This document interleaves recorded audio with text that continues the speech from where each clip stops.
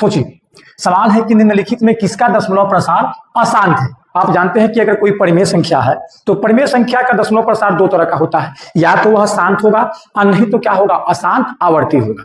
तो हमको बताना है कि इसमें से किसका दशमलव प्रसार क्या है, अशांत आवर्ती है। तो आप जानते हैं, अगर नहीं जानते हैं तो मैं बता दूं, अगर किसी परिमेय संख्या के हर में 2 है या 5 है या दोनों है, आई रिपीट, 2 है, 5 है या दोनों है, तो उस परिमेय संख्या का दशमलव प्रसार शांत होगा।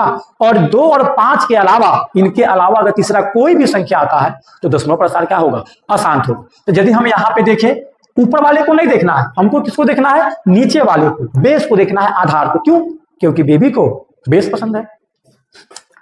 तो नीचे वाला यहाँ पे है 50, 50 कहने का मतलब 5 25, 25 दूना 50। इसके गुणनखंड में केवल 5 और क्या आया, 2, तो ये तो शांत होगा, ये हमारा नहीं होगा।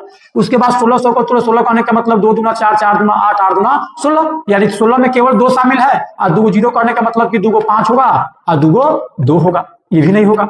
यहाँ 625, 625 हमारा 25 का स्क्वायर है, 25 कहने का मतलब 5 गुना 5, तो 5 गुना 5, 4 को 5 होगा, ये भी नहीं होगा।